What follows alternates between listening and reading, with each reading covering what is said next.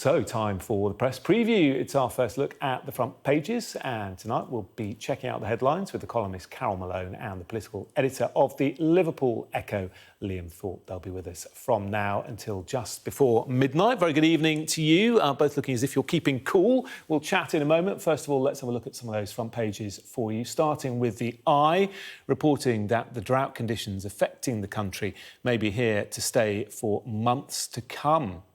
Well, The Guardian says ministers are considering even tougher restrictions than hosepipe bans to tackle the water crisis. The Express goes with what it calls shock news of the latest prediction that energy bills could soon hit £5,000 a year. PM turns up for meeting is the slightly sarcastic tone taken by the Metro after Boris Johnson met energy bosses at Downing Street to discuss the spiralling cost of bills. However, as it points out, no new action has been taken. The Mirror pictures some of those present at the meeting and calls them clueless. Meanwhile, The Telegraph leads with a promise from Liz Truss that there will be no windfall tax on energy companies if she becomes the new Prime Minister. While The Times goes with Rishi Sunak's plan to cancel out energy price rises by spending up to £10 billion. The FT leads with a warning from the Bank of England to the Tory leadership candidates not to interfere with the way the City of London is regulated for fear of damaging the country's competitiveness. And The Star looks at the way all the problems the country is facing at the moment are being dealt with and asks, crisis? What crisis? While The Sun has the latest from that trial of former footballer Ryan Giggs. And don't forget, you can scan the QR code that you can see on screen throughout the programme. Check out the front pages of tomorrow's papers while you watch us discussing them. And we're joined now by Carole and Liam. Great to see you both this evening. Looking remarkably chilled, which is good to see. It's getting hotter, Carole, isn't it? The front of The Guardian's got this remarkable picture, really worrying, actually. One of the wildfires that took place today, this one in Leytonstone in East London. I mean, it's a real concern now. Temperatures rising yet again, and tomorrow we're expecting these drought announcements. Yeah, that's going to be announced tomorrow, and that basically means that water companies can impose very tough restrictions on us now. And when they impose them, they don't have to seek permission from the government to impose them. Now, scientists are saying that it's highly unlikely that they're going to be as tough as the measures in '76, where we had standpipes in the streets and water was rationed. They're saying it's not going to be as severe as that. However, they are going to be tough on people. And this kind of enrages me a bit, when you understand that all these water companies that make vast profits, every day they're letting a third to a quarter of all the water they supply to us, they're letting it run away with leaks. Every year we keep hearing that they're gonna fix the infrastructure, they're gonna fix the leaks, they're gonna sort it out, and they never do. They just divide the profits up, and that has got to stop. There's got to be some tough action taken, and I don't quite know what that action should be. The government should either force them to fix the leaking pipes, because if they did, we wouldn't be going into a drought situation tomorrow. We'd have enough water. So we either force them to fix the infrastructure, or we temporarily nationalise it. This belongs to the public. Water belongs to the public. It's a utility, and if we're short of it, if we're going to be short of it, it isn't just the fact we haven't had much rainfall for the past 9 months, although that is severe. We wouldn't be going into these restrictions if the water companies weren't losing all of this water. And that is a fact. And so if we have to temporarily nationalise the water, well, then so be it, because we can't have this every couple of years. And that's what we've seen over the last decade. Yeah, echoing what Gordon Brown was saying today about energy companies, perhaps temporarily renationalising them as well. Liam, how's the situation in your part of the country? It's very hot. First of all, I just want to say I did not expect to come on tonight and immediately hear Carole advocating nationalisation, which I'm very much... No, I know. I don't usually agree with it. I think that shows the scale of the situation we're facing, both in terms of the water issue and the energy companies as well. It's very hot here. Obviously, Northern England a little bit cooler than in parts of the southeast, but we're still up at sort of 32 degrees in parts today, and it's going to get hotter again. And I think what we're seeing across the country in various forms is that our infrastructure, our services, they're just not up to this. They're just not ready for it. That you've got the warning from the Fire Brigades Union today saying that because of the cuts that they've faced over the last 10 years, they are completely unprepared to deal with these tinderbox conditions that are going to be created. You see that picture on the front of the Guardian. That's one of a number of wildfires that have already happened, and that's before temperatures go up to around 36, 37. We saw in the more recent heat wave many large-scale fires coming, and unfortunately we are just not equipped to deal with it. I saw a few comments from people at that point saying, that people that this happens in Europe more regularly. Well, first of all, it's happening to devastating effect in France right now, a monstrous 3-day wildfire going on in France. But also in Europe, people are generally more well-equipped to deal with these things as well in terms of air conditioning and some of the services they're used to. The UK is not ready for this at all, and it is a real worry. Yeah, and Carole, the front of the eye, saying the heat wave, the drought could last for months. It's being declared in several regions in England, but there are concerns that it's not going to be over anytime soon. I have to tell you, Jonathan, I was looking for evidence of that claim inside the paper, and I can't find it. We don't know what the weather's going to be like in 2.5 weeks' time, so we can't actually know that this is going to last for months. So I don't think we're going to have a heat wave into October. I just think that's, I get a bit cross with the media at times like this because, we ramp up things to a point where we're terrifying people. We can't possibly know that this heat wave is going to last for months. This is just, to me, this is headline making. Are we talking months? Are we talking into November? We're going to have a heat wave in November? It's silly. Of course we're not. So, I just think, we're in a time of crisis, and I get a bit cross with my own industry sometimes where, we're taking a bad situation and we're making it 150 times worse in people's head. We're terrifying people today, both with this and with the cost of living crisis. Yeah, you make a very valid point. Well, let's talk about the cost of living crisis, shall we? Liam, front of the Metro, PM turns up for meeting, a rather sarcastic headline there. Boris Johnson meeting energy bosses today. Not that it did much good. No, absolutely not. It's a great headline from the Metro. It just says it in plain facts, just what a ridiculous situation we're in. I saw someone on Twitter today saying only Boris Johnson could make a surprise appearance at a crisis meeting. They weren't expecting the Prime Minister to be there, which is a remarkable circumstance, really. Yes, of course, it's a slightly unusual situation in the sense that we know he's going. But he said when he announced he was resigning that he would continue to carry out his duties. He would be there for the British people. Now, I didn't particularly believe him at the time, but he said it.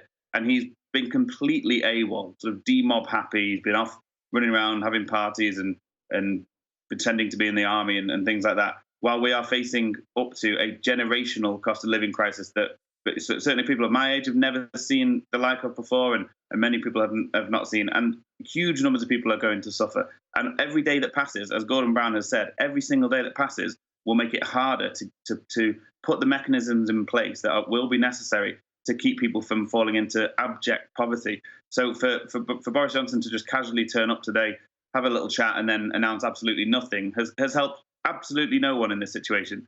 And it's deeply frustrating. Things need to be put in place right now, regardless of the situation with the Prime Minister. Carole, is that a fair criticism? It's a similar theme on the front of the Mirror. I don't think fair criticism. I think Liam's absolutely right. Measures need to be put in place now. But Boris Johnson can't do that, Liam, and you know it. He can't make any sweeping changes right now because they will be blown away by whoever takes his job. That will be part of the deal. But what I totally agree with what you say is that, that meeting today was a farce. You had all those energy fat cats come in, all these guys who are nearly $1 million, and women who were on nearly £1 million a year, and they come out of there. And when they've gone, they say, oh, we're all going to work together. Well, we presume that. And it says that they're going to, they were asked to submit their profits and how they're broken down. Well, the government should already know that. They shouldn't be going into the meeting today and asking that question. Nadeem Desire, I can't say it.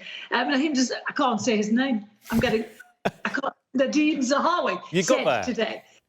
I got it. He said that, they're still evaluating the obscene profits that some of these companies make. Well, why are you still evaluating them? I know what profits they're making, so why doesn't the government? We all know in the country what profits they're making because they've been printed. So why aren't they doing something about it? This, to me, is just This is a government that is not there. And it's a government that I want to support, but I can't because they're just not there. And it's not just because they're on holiday. It's because no one's actually got a plan. You know, by the time the cold weather comes in October, by the time they get round to putting a plan together, the elderly are going to be freezing to death in their homes. I mean, do people have to die first before they put a plan out? I did a program this week, a show, and we had a phone in, and there were pensioners on the phone saying, I mean, these people that made me weep. They were terrified. Some of these people have 250 quid a week to pay everything. And they're reading all these terrible stories about energy doubling, sometimes tripling in prices. And they are desperate.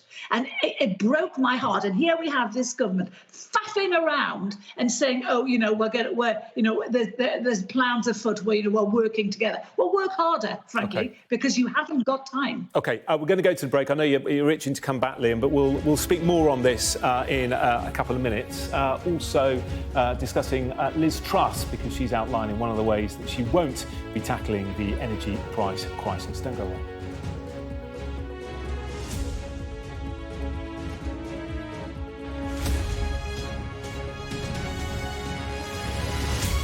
Hello again, part two of the press preview. Carole and Liam still with me. Let's look at the front of the Daily Telegraph. Liam, as we were saying before the break, Boris Johnson making it clear it's up to his successor to really come up with solutions for the cost of living crisis. Well, one of them, Liz Truss, one of the candidates to become his successor, has said there'll be no increase in the windfall tax on energy companies. She says it's a Labour idea. What do you make of this? I find it extraordinary and pretty terrifying that this is the person that is the favourite to be the Prime Minister that will, you know, take us through this crisis. Her priorities are completely all over the place. Obviously, she is appealing to a particular selectorate, and we know those Tory members will be wealthier and in more comfortable positions. But, you know, if she wins, she's going to be the Prime Minister for the whole country, including the millions of people that are about to be pushed into fuel poverty, into general poverty. And one very obvious way to raise money is on the huge profits being created by these energy companies. And I think she's got this badly wrong. I think even, you know, we're seeing middle-income households worrying about how on earth they're going to pay their bills. We obviously know that people on the lowest incomes, pensioners who physically cannot increase their income, and then they're seeing this potential rise of as much as £5,000 for your energy bills next year. So for her to be sort of backing the energy companies in this way, you know, she says in these quotes about how profit shouldn't be a dirty word and that it sends out the wrong word to international investors. I find it absolutely staggering when people are, you know, so many people are going to be worried about whether they can actually put food on the table, heat their homes, that she's backing international investors and you know, energy fat cats in this race. I think it's going to come back to haunt her, to be honest, because I think it's real misjudgment. Yeah, Carole, you're nodding away, and I just wanted to slide in the Times very quickly, because Rishi Sunak's taken a real swipe at Liz Truss in the Times, saying that you can't heat your home with hope. He's come up with plans which he's described to the Times for £10 billion to help soften, or up to £10 billion to help soften the impact of the price rise we're expecting in October.